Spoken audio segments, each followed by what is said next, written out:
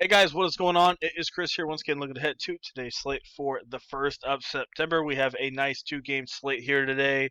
Um, Second game of the Boston one, and then obviously game 7 of Denver, which should be a good one as well. Both these games are literally identical. One spread and literally a half a point separated in the two. And the total should definitely be a good one. Last night was pretty good for us for premium FanDuel. I don't have a screenshot, but I think it was a 330.8. It cashed everywhere, did very good. Um, Not too bad. We did fade Tyler Hero, which definitely was a plus. We stacked mostly the Milwaukee game, so overall was not too bad. And also, it double ups our MLB did win last night with I think a 142, 143. I forgot, but it was around that ballpark. Anyway, yeah. So if you need any help on NBA FanDuel or MLB as well, all you need to do is hit us up on our Twitter. Would love to have you guys on board. And yeah, like I said, on FanDuel, you get the exact lineup that I'm going to be playing. So, um, yeah, like I said, let's dive right into it. Boston and Toronto is our first one. So game one didn't really go the way that Toronto wanted to. We got Walker here at 78. So, like I said, I'm going to do a lot of GPP plays and cash game plays. So, I think Walker gets a little bit lower owned just because he's in that range of 7,800. He'll still have a little ownership. Got to remember it's a 2-game slate. I think Mitchell and Conley are going to have the most. Sorry, Murray and Conley are going to have the most ownership. Walker could have a little bit for sure. I think Lowry's your GPP guy here. Still 26% usage. I honestly didn't look that bad at all. Still had 17 points, 8 assists, six rebounds. So yeah, I mean, I would probably go right back at him. I think Walker has a little bit more upside, but I think Lowry, if you're looking for a GPP lower ownership guy, I guess that's probably the way you go. Brad Wanamaker, I don't mind him on DraftKings. Like I said, DraftKings is a whole different ball game over there, so you'll definitely take that from him. So definitely look at Brad over there. Don't mind Fred. I get it. He had 6 steals. That's why he went off for 44. But still, even without any steals, this guy still is going to put up 38 to 40. And shooting guards aren't that great today, cash wise.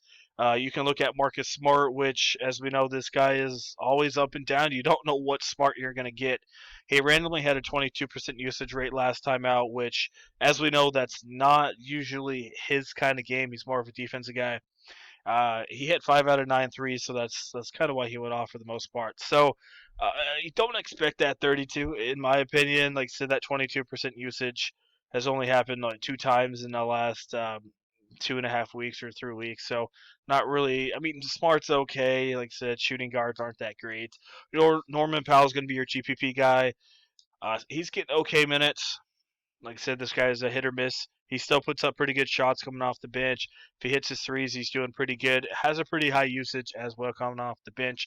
So in GPPs, I would take Powell over Smart. Um, then we got Siakam. They were double teaming him quite a bit. Still had a 25% usage. 8,200, I think, is a little much. I think you could spin down on small forwards. You can look at Brown still, like I said, another guy high usage, just not putting it together. He's okay. OG, another guy that's not really that powerful on the offense, but still a pretty good defensive player. So shooting guard, sorry, small forward's probably like your weakest spot here today. So OG is probably the better play out of those two big guys. Like I said, who knows? Not Tatum. Sorry, Siakam could go off for some reason. Who knows? Don't mind Tatum if you can get him in there. Ibaka, not bad. Still expensive, 6,500, but still put up pretty good usage off the bench. Yeah, I don't mind him. Had a down one against Boston. I think Toronto could rebound here. They are a pretty good team. You got Thies. Big thing sticking out to me is his usage rate last 2 games. I get these are 2 different series, but not too bad. Don't mind 22 and 25% usage. Rebounds, not bad last time out, but getting a couple more shots than normal, maybe 1 or 2 more, but still don't mind Thies. Should be pretty well owned. And then Mark, I guess, 18, 19, if you need to go that way, which you might have to. It's hard to get Jokic in there, and the dude really hasn't been going off, but like I said, 2-game slate, just take the points that you can. And yeah, I don't mind him. Man, he's 9,800. Gonna have to sacrifice either maybe Murray or Mitchell for him, which is gonna be hard to do. Rudy's been trash, and not really too into him. His usage rate's not high. Mitchell's taken over, so I don't expect too much from Rudy. Not really too into those guys. I guess you can look at Roy's Niang as a GPP on DraftKings. Grant and Joe, both these guys aren't that great, but they play big minutes. You're gonna have to pick one of these dudes. So I guess you could look at Grant. Joe Ingles could randomly go off, even though he's been absolute crap. Mitchell's an obvious play. Everyone and their grandma's gonna have him. Clarkson. I'd rather take a shot with Powell than we got Murray and Mike Conley. So that's what we got going on. So yeah, I mean, like I said, these two are the most optimal plays. Like I said, Murray, Lowry, or you could fade Murray, but I'm probably not going to. But Murray Walker, maybe you could find a way to get that in there. It'd be a little difficult. You can go, like I said, Mitchell Powell, or you can go safe with Fred VanVleet. And then, like I said, if you don't really like any of these guys, like I said, I'm set on OG, and then I don't know here. I really don't. That's kind of like my wild card pick. And then over here, probably Ibaka or Daniel Theis.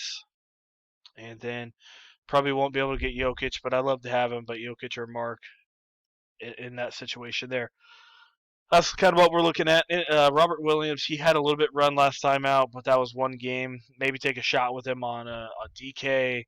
I just don't like chasing points, like with guys like that. Like I said, Niang and Wanamaker are definitely DK plays here for sure. And that is mostly it. Like I said, Grant, Joe, one of them could have a decent game, but man, risky for sure. Like I said, I wouldn't be surprised if Siakam did randomly go off, and then Powell, Smart, and then Clarkson, not bad either. Gary Harris, not really playing enough minutes for me yet. I only played one game, 20 minutes. I mean, he did okay with his minutes, but he didn't really look like he was really part of the team. Just kind of out there getting his feet together. But I mean, he could do okay. But FanDuel, they did raise his price to 4,500. But yeah, that's kind of what we're looking at. Not really high on Amante. Yeah, not really. So should be an interesting one. Once again, it should be very cashy. I think everyone's gonna have basically the same core. Your core of Murray, Mike, and Mitchell. I mean, not sorry, Murray and Mitchell are gonna be your core over there. Maybe a little bit of Jokic. And yeah, people are gonna put in Fred. People are gonna go low to Smart and Clarkson and Powell for obvious reasons. So we'll see. Like I said, it should be a good one. Yeah, Game 7, Denver. We'll see who takes it. Should be interesting. So, like I said, that is it. Shorter video because there's only two games. But anyway, if you're interested in NBA, FanDuel, or DraftKings, or even MLB, we do have that all covered for you. Like I said, FanDuel won with a 330, and then also MLB did win in double ups as well. So we'd love to have you guys come join us for that. And like I said, 32% of you guys are not subscribed.